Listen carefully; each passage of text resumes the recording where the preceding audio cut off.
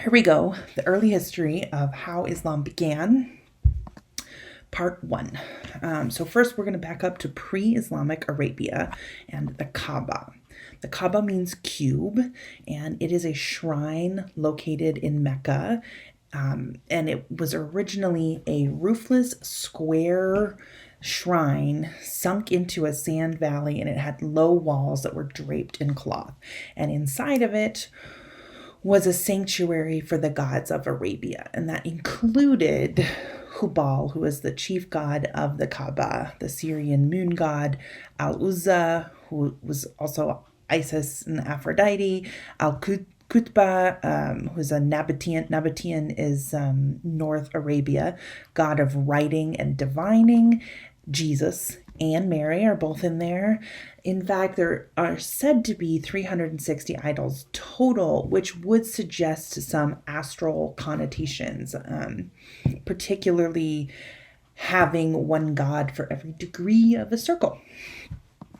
Anyhow, as a major religious site, it was also a site of pilgrimage to which people journeyed on the regular. And what they would do is gather around the Kaaba and they would circumambulate, which means they would walk around it 7 times.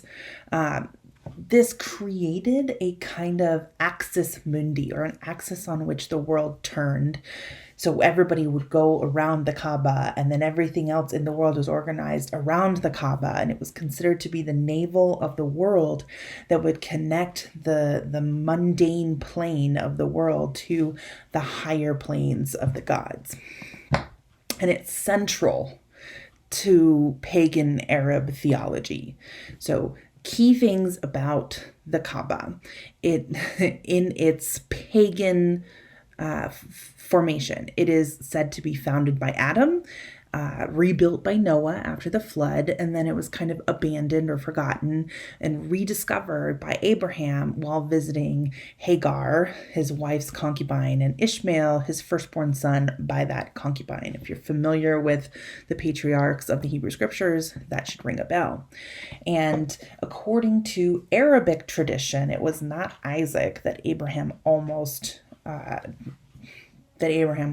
sacrificed, and it was not Isaac who inherited the mantle of the people of God. It was his actual firstborn son, though by his concubine rather than his wife, Hagar, rather than Sarah, and his firstborn son was Ishmael. So from the almost sacrifice of this son to the inheritance, the Arab community believed that all belonged to Ishmael, whereas the Jewish community believed that that belonged to Isaac, who was the second son, but by Abraham's wife. And this was all associated with the mysterious black stone that is still fixed in the southeast corner of the sanctuary. And I think we might be getting company. So it's a site of pilgrimage. It is also located near a well in the desert, fed by an underground spring, and that might actually be the origins of this as a sacred space, because it is a source of life in the middle of a desert. So it may make some sense. Blue? You have blue in here. It may make some sense that this became a ritual site, and then the addition of the idols and the creation of the sanctuary came later. The chief god to whom the pilgrimage was dedicated was Allah, but interestingly enough, Allah is not represented in the Kaaba. It is the only god not represented in the Kaaba. Nevertheless, is considered the king of the gods, kind of like Zeus. So we have a little bit of henotheism going on already, and is identified with the Jewish god Yahweh, which is not accepted by the Jews, but is by several Arab folks. Excuse me. Gesundheit. And the pilgrims who journeyed to the Kaaba would pray to Allah as they approached the Kaaba, but once inside, they would do their ritual devotion to the gods of their choice, right? Okay, so Mecca is linked its economy is linked to the sanctuary and to the sacred ritual process. So much so that eventually the clan that controls the Kaaba becomes the clan that controls Mecca. And what they end up doing is they literally build their house in front of the Kaaba so that everyone who wants to go on pilgrimage has to pass through and pay a fee. As pilgrimage grows, this becomes a larger and larger ordeal. The container, I don't know, the courtyard for the Kaaba also grows to accommodate folks, and the ritualization of the collection of taxes and whatnot for pilgrims becomes standardized through the ruling clan, the Quraysh. And what's more, at this point, because so many people come on pilgrimage to this site, because it has all of the gods, Mecca becomes a major trading center in the Arabian Peninsula, rivaled by almost none eventually. So it's really the center of economic life in Arabia. So you still have two things going on in this space, though. You have Mecca, where people have started to create a sedentary life, and then you have a lot of what's going on in the rest of the Arabian Peninsula is nomadic. And so here again, we've talked about this before, but we see this again, the conflict between a settled people and a people of movement. So the tribal ethic that governed Arabic culture in this time descended from the Bedouin, from the cultures of movement, the tribal Arabs. And one of the things that made this work was that there was a strong principle of solidarity. They all depended upon each other to survive. It's okay. And that means that they had to share, they had to protect each other, and they had to look out for the weakest person, because the weakest person could be what brought the clan down. Now, there are several positions within the clan. There's the Shaykh, who is essentially the leader, but he is considered the first among equals. There's the Qaid, who's the war leader. There's the Kahin, who is the cultic official or the representative of the gods, and the Hakam, who is not a set person who stays the same all the time. I should also point out that the Kahins, there could be more than one per tribe, but the Hakam is a judge who settled disputes, but the Hakam was usually chosen for the specific dispute because they were impartial. The Shaykh becomes an increasingly important position, though, and I'll talk a little bit about how it works so that we can make sense of Muhammad as a Shaykh. So the Shaykh is a position that is about securing the collective good of the tribe. So they're ruled by consensus, and if at any point the Shaykh does not protect the tribe, he can be removed. And his primary duty internally is to maintain the law of retribution, which is the law that governs criminal behavior. And it is pretty harsh, and it very much lines up with what we're familiar with from Hammurabi. It's an eye for an eye, kind of literally. Actually, really literally. And a key feature here is that it is supposed to be a deterrent against crimes within your clan, and it also does not apply to behaviors that you commit against people outside your clan. So what this means is it's literally never a crime to do anything to somebody who's not a member of your tribe. So Mecca, as we just talked about, has centralized all of this power and wealth and religious ceremony, and that overturns this tribal ethic of responsibility to one's community. So the wealth of the sheikhs of the Quraysh is so huge that it alters the social and economic landscape, right? Their personal wealth eliminated any of that egalitarianism that came with the tribal ethic, primarily because their sedentary life supported trade, which means that the most vulnerable are no longer necessary to the well-being of the tribe. There's a purple. And what that ends up meaning is they get left behind. So Muhammad, this is the context in which Muhammad emerges, right? So he's born around 570 CE. He's orphaned by the age of 6 and taken in by his uncle to work on his uncle's caravan. And that makes him entirely dependent on his uncle.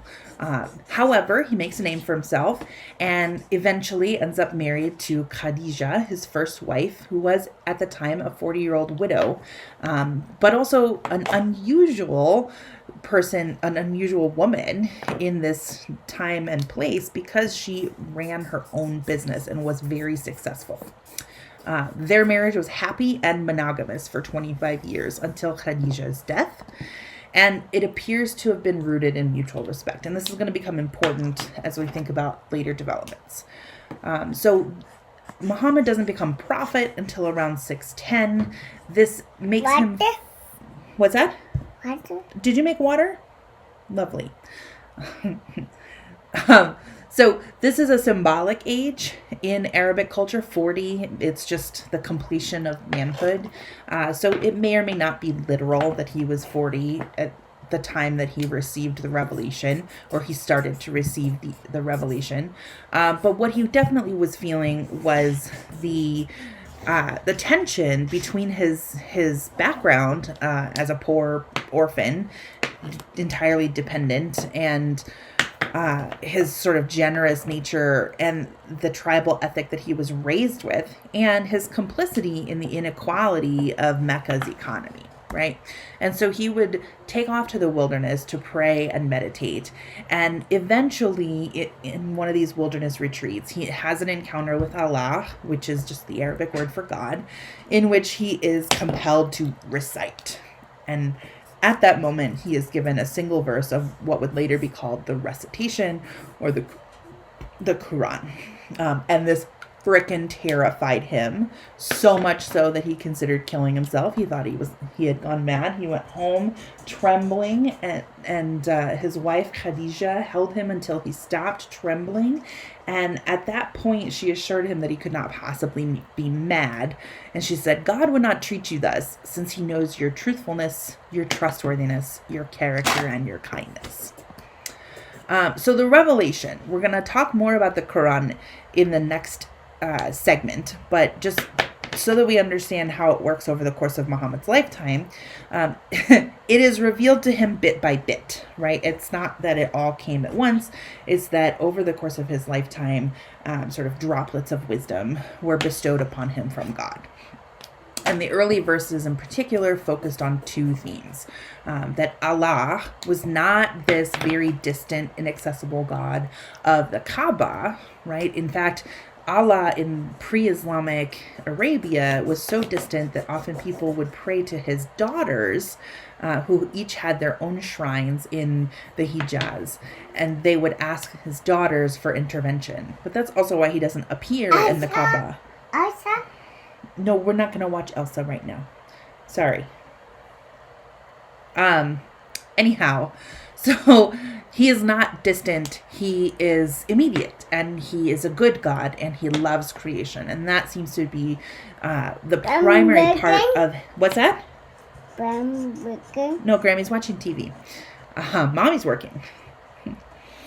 Anyhow, the fact that this is a monotheistic religion is not a primary... You can go see Grammy. Is not a primary emphasis of the early message, because that wasn't necessarily all that new.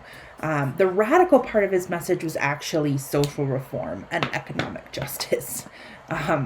So we'll get into that a little. The profession of faith comes about a few years later after there's been some substantial revelation, some preaching, and some conversion. And the profession of faith essentially is there is no God but God, and Muhammad is God's messenger.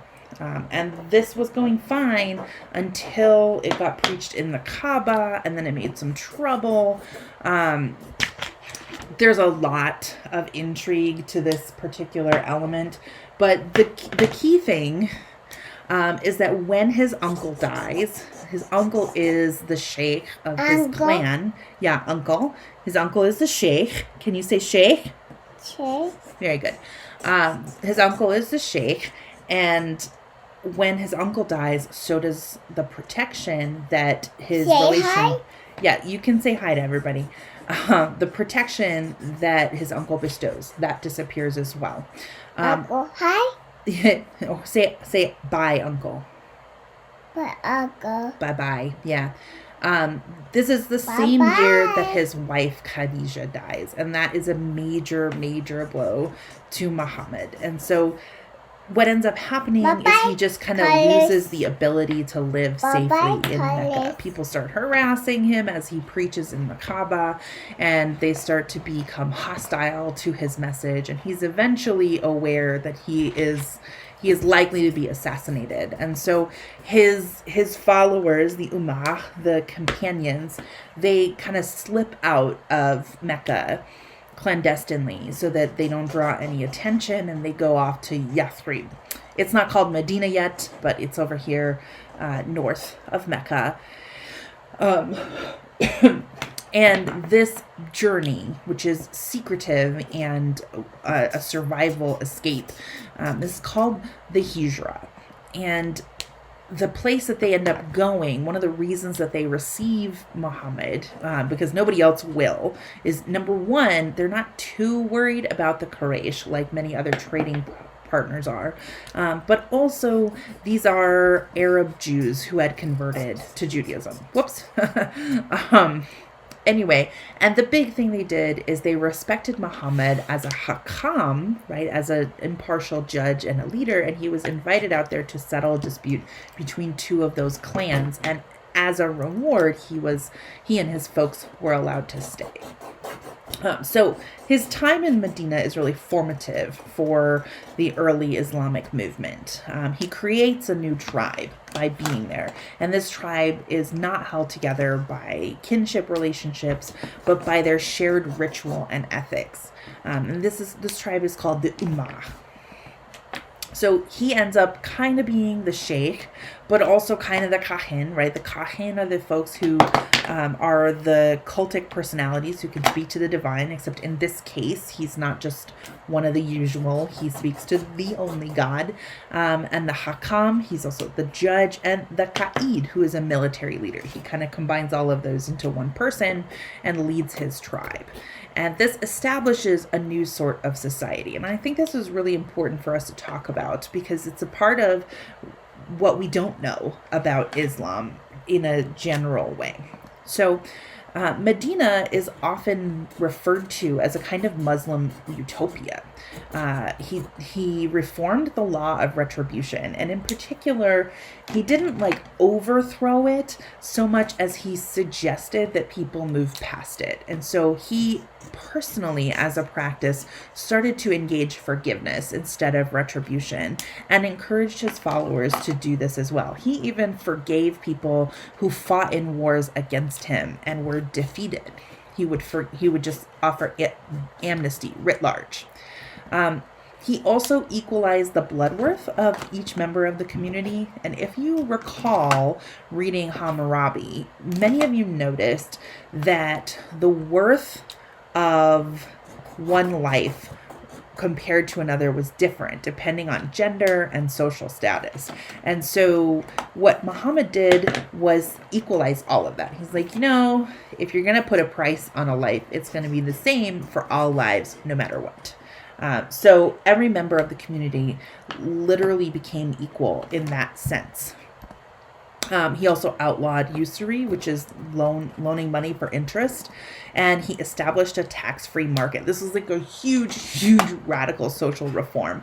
And the aim of this was to alleviate the divide between the wealthy and the poor, particularly by not collecting money from the merchants, who were just trying to get by in order to line the pockets of the folks who oversaw the land. And then he also instituted a mandatory tithe called zakat, and this tithe was collected just so that it could be redistributed to the neediest folks in the community. Then we have his very unusual take on gender roles. So the first thing he does is he overthrows the Arab notion of women as property. He's like, yeah, no, they're people. Men and women were created together and simultaneously from a single cell. So that's not even in alignment with the Hebrew tradition that the Christians adopted. He's like, no, they're like literally made the same, from the same stuff and at the same time. And part of his sweeping social reform included giving women the right to own property. And this is significant because without the right to own property, women cannot be independent. So they were allowed to inherit the property of their husbands when their husbands died. And they were also allowed to keep their dowries during their lifetime, including while they're married, which would normally be the time that their property would revert to their husbands. And at best, in later societies, women could hope to take their dowries with them once they're widowed. But in this situation, they're actually allowed to keep their property all the time, their whole life. It's theirs. He also granted women the right to divorce. And that's really important because if you don't have the right to divorce, then the idea that you're not property doesn't take you very far. Men had the right to divorce and women didn't until Muhammad turned that around, and that equalized marital relationships such that people had to be responsible to each other and continue to choose to stay in relation. And the last thing, this is a little bit complicated, but he definitely privileged monogamy.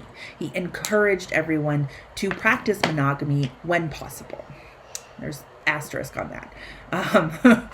Particularly because after Khadija, Muhammad was not monogamous. And this is an interesting point that a lot of people outside of Islam bring up. And so we're going to pause to check this out a little bit here. Again, he emphasized that monogamy is highly preferable, and this is probably based on his very happy relationship with Khadija, which was extremely egalitarian. But in Arabic society, monogamy was really unusual. Polygamy was common in both directions, right? Polygyny and polyandry. So yeah, we're used to hearing about men with lots of wives, but there were women with lots of husbands, particularly because women would usually stay with their father's clan. And that meant that to divorce their husbands, they would just turn their tents around and be like, yeah, don't come in. So that was a thing that existed in pre-property Arabic societies, or let's say non-propertied Arabic societies. And so what Muhammad ends up doing is he ends polyandry, right? And that's about chastity. But he can't totally end polygyny because it is a form of social care in a world in which women often don't have any means to support themselves or protect themselves. So marriage is a way of providing for them. It is also a common way to solidify political alliances. And we see this in Muhammad's wives, right? So his first two wives after the death of Khadija, Sauda, she's 55 and she is destitute because she has been turned out. She's been married, she's had several children, and she has been turned away from her husband and her family because she converted to Islam. So Muhammad marries her, which makes him responsible for her, and he takes care of her. And that's right around the same time that he's betrothed to Aisha, who at the time is 9. That is a betrothal that is not consummated until she comes of age, and she's the daughter of his very close companion, Abu Bakr. And then there's Hafsa, Hind, and Rayhana, who are widows of Muslim men who are killed in battle. And then you have Zainab, who is also a widow, but at the same time also a political alliance. And you have several more who are war captives, widows of defeated enemies, who are, who are, when they are married, so Jawariya, when she's married, she is a member of a clan that has been entirely enslaved. And by marrying her, Muhammad essentially elevates her entire family to the family of the Prophet and thus requires all of them to be released from captivity. So that was pretty astute there. And then he marries a number of other widows who are widowed and taken captive because their armies were defeated. And he also makes several political alliances, several of which are with former enemies through marriage. So, Muhammad's wives. An interesting thing to note, though, is that despite the fact that he's got this long list of wives, they are the only people who are allowed to publicly rebuke him, right? He's the prophet. He's God's messenger on earth, but also he's still just a husband. So, kind of a funny note. They were secluded, and this was a practice that was not generalized to all Muslim women. It was given to Muhammad's wives specifically because they lived in Muhammad's house, which was also the mosque. And so this gave them a bit of privacy, and it also was, it was a practice of like higher class women in Persia. And so it's kind of a way of demarcating them as belonging to the most important family in the area. Aisha, in particular, was a really close companion. And this ends up being really consequential because she is both young and politically connected because her dad is Abu Bakr. But also that means that she's going to be active after Muhammad's death. Many of them, not just Aisha, but often Aisha, would go into battle with him. They would debate with him. They would discuss theology with him. And Aisha in particular contributed about a sixth of the existing hadith, which is the commentary tradition passed on to understand the Quran.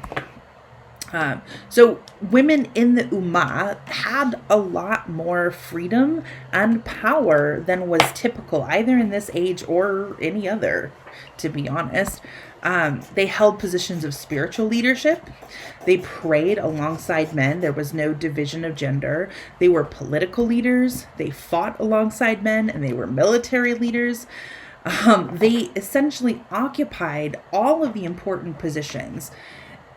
No, let's back that up. They were allowed to occupy all of the same positions as men, but also they were wives and mothers, and some of them chose to confine their efforts to those roles. So the Ummah, during Muhammad's lifetime, encounters a series of conflicts, primarily with the Quraysh, the leaders of Mecca, and this, that should say Ummah and Medina, and this just naturally leads to... Hi, she says hi. This naturally leads to Medina becoming a rival of Mecca, particularly because they now worship the one true God, and this provokes a conflict that endangers the Quraysh's economic monopoly in the Arabian Peninsula, right? So war ensues. I'm not going to get into a lot of those details. Uh-oh. I'm not going to get into a lot of those details, but the key thing to take away from this is that as Islam defends itself from these provocations, they develop an ideology of just war that we're going to talk about in the next segment, where the only appropriate war that can be justified morally is a defensive one in which you are not the provocateur of the conflict. And so in a series of these defensive wars in which other folks are coming after the Ummah, the territory that Muhammad controls expands, and as the territory expands, so does the message, and so people convert. But I think it's really important for us to also remember that there's not necessarily a hard division between the secular and the religious in this case, and so a lot of times the religion of the ruler is your religion, or is the religion of the society, because that's who makes the rules. And so conversion may not necessarily be a thoroughly internal process in this case. But what we do know is that eventually Muhammad returns to Mecca, and when he does, he's got 10,000 soldiers behind him, thinking that there's going to be more conflict, only to have the people in Mecca ready. So Macaroni cheese time. Oh, okay. Sorry. I just lost my TA to mac and cheese. The point here is that it turns around, right? And once Muhammad enters Mecca with the blessing of the Meccans, right? Even the Quraysh with whom he's been struggling all this time, he enters the Kaaba, and he doesn't just preach from the Kaaba, but he goes in there and he takes out all the idols and he destroys them in front of everyone in the courtyard of the Kaaba and rededicates it to the God of Abraham. So then Muhammad dies, not right away, but this is the main thing that Muhammad leaves. And then what happens to Islam is just as dependent upon what comes after Muhammad as it is on Muhammad himself. So the first four caliphs, or the Caliphate, is successor, and Rasul Allah is messenger of God. So Rasul Allah, that's Muhammad, and the Caliphate is the successor to Muhammad, right? These first four caliphs are Abu Bakr, Umar, Uthman, and his companion cousin son-in-law Ali, right? So Muhammad's only surviving offspring is his daughter Fatima, and she marries Ali, his close companion and cousin. So right away after Muhammad dies, there is this question of who succeeds Muhammad, and the two camps are essentially Abu Bakr, his close companion who was preaching in his stead as he aged, or Ali, another close companion and kinsman and now son-in-law, who is so close to him that he's like literally the person who bathes the prophet's body after death. So succession was apparently, or according to some, not dictated by the prophet himself, and both Abu Bakr and Ali had real claims to being the next leader. Abu Bakr, however, was chosen by a council, which is a part of the Arabic way of doing this, but Ali had been deliberately left out. Part of this is because Arabs are really wary of hereditary succession. They don't want an absolute monarchy, and they didn't want to allow the same clan that Muhammad had come from to inherit Muhammad's position, because that would give one clan too much power. So rather than split the Ummah by contesting Abu Bakr's succession, Ali conceded to Abu Bakr in order to prevent strife, because he more highly valued the consensus of the group than he did his own claim to succession. And this is important because leadership requires popular sanction. So just like the Shaykh, so did the Caliph require popular sanction. And if Ali had objected, then Abu Bakr might not have been able to attain that. So Abu Bakr, quick review of what he accomplishes.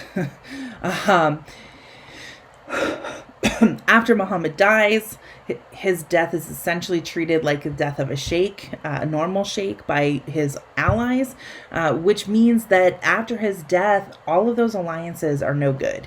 And this creates military conflicts. Abu Bakr leads these. These are largely defensive wars, or conveyed as such, and they're called the Ridda Wars. And the primary objective here is to prevent the Ummah from dissolving back into the tribal system, because clans can take portions of what Muhammad had brought together and pick off pieces one by one. His controversial move was to disinherit Muhammad's only surviving progeny, Fatima, which also had the knock-on effect of disinheriting Ali. So could have been for righteous reasons, could have not. Because what it did is it maintained property for the wives of Muhammad. And that's important because then they don't have to remarry, right? But also his daughter is one of them. So hard to say. He named his successor Umar. He handpicked him, which was highly, highly unusual. That means that Umar was not selected by popular opinion. He was not selected by council. And Umar seemed to be really aware of this. And so he went through some channels to try and make sure that everybody was okay and on board. And once again, Ali went along with it, particularly so that he did not make waves and split the Ummah. All Ali's intimates, however, were not so on board, right? So the followers of Ali were upset, but Ali himself deemed Umar to be a capable ruler who did in fact do a good job, and so Ali quieted everyone down. Umar is a very different kind of leader. He's particularly a military leader. We're going to see a map in a few slides. And one of his major accomplishments is as the caliphate expands into surrounding areas, primarily because of conflicts brought on with people at their borders, he's really diplomatic in allowing these non-Arabic people to convert to Islam without having to be second-class citizens. And that's a smart move because it allows the empire, caliphate, to grow without creating a lot of internal strife. Asterisk. Also, Umar was super misogynistic and super resented Muhammad's gender reforms and repealed them. Essentially was like, yeah, no, never mind. So that was weird. At the end of his life, he's stabbed by a Persian slave with a poison blade, which means he's definitely dying, but he knows he's dying and he's got some time. So he convenes a council to try and choose the next caliph. And of course, it comes down to Ali and this other guy, Umayyad, who's a part of the Umayyad clan, which is one of the wealthiest Quraysh. And he's old, and it seems like the choice of Uthman is essentially that he will be non-controversial and he'll help to like reaffirm political alliances. So this decision is given over to a hakam. Hakam asks them a few questions. The primary one, the deal breaker, seems to be, would you maintain the decrees of all of the caliphs before you?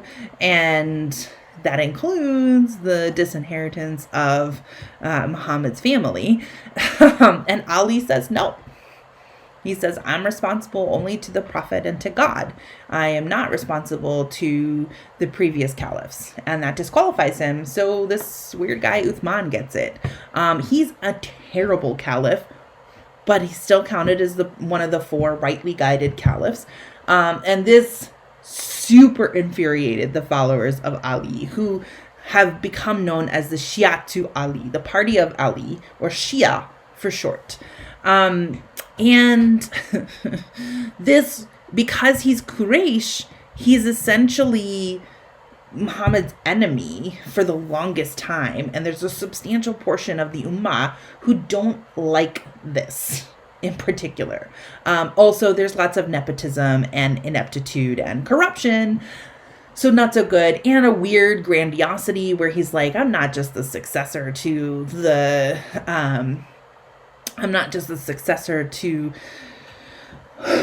the messenger of God. I'm the successor to God himself, essentially making himself equal to Muhammad. This does not go down well. But I guess the thing that redeems him is that he holds the Ummah together, barely, and he collects the Quran. So we're going to talk about that next in the next section.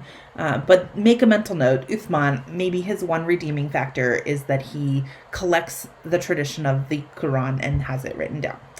But he does get himself murdered because he does such a shit job that he's asked to step down, which means he's lost popular support. And he's like, yeah, nah. So they murder him. That's a thing. Which finally brings us to Ali, who is urged into leadership, but he won't accept this leadership role without the support of his rivals in the Quraysh, particularly folks who supported Uthman. He did not participate in the assassination of Uthman, and so he won't accept this until he won't accept this position until it is acknowledged that he is the rightful leader and also not Uthman's murderer. But what he does in response to this is he pronounces amnesty to everyone who has been involved in the rebellion. He's like, you know what? No, forgiveness on all sides. We're not going to deal with this retribution mess. Everybody is excused and we move on from here. And his faction, the Shia, will later remember him as the first Imam, which is God's presence on earth, essentially, the teacher. Aisha, however, has a bone to pick, and this may go way back to a time when she was abandoned in the wilderness after losing a necklace on a raid, and she gets left behind, and she gets picked up by somebody else and brought back to camp, and whispers fly. Oh my gosh, she's been gone overnight with a man. Whatever. So there may be beef between Aisha and Ali that goes back to that incident. Ali is not the man. Ali is a person who was like, what have you been doing? And Aisha super resented that. Anyhow, the battle that happens between the two of them, the Battle of the Camel, which Ali wins, manifests a larger division that's already been growing in the Muslim community, especially as it expands. Right? Look at this. So this orange area, this sort of lighter orange, this is how far the caliphate has gone just to the lifetime of Ali, right? That's a lot of different folks with a lot of different ways of life collected together.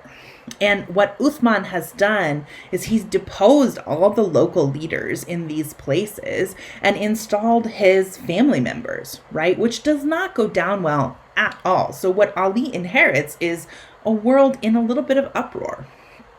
And this divide ends up being the division between the Sunni and the Shia, which continues today in Islam. But the Sunni position, which just means orthodox, began as the Shi'atu Uthman, the party of Uthman. And they were committed to maintaining the caliphate as a secular position, not bound up with Muhammad and with the Prophet, but also specifically because they were wary of locating both religious and political authority within one hereditary tribe. They were very worried about that. And particularly because the Ummah had expanded and changed and diversified as much as it had, the Shia to Uthman took up a position that the succession needed to be responsive to these differences. It was led by Aisha, and some of the other Quraysh. But as time went on, it became a kind of majority party because the Shia to Ali, the party of Ali, they ended up becoming a kind of minority faction. They were committed to preserving Muhammad's vision of the Ummah, regardless of this changing social and political landscape, right? It's not necessarily clear whether Muhammad ever envisioned the Ummah incorporating so much land territory, right? But it did now. And so maybe the original prescription for the Ummah didn't quite fit. But this is what the Shia were committed to, regardless of whether or not the Ummah could stay unified, right?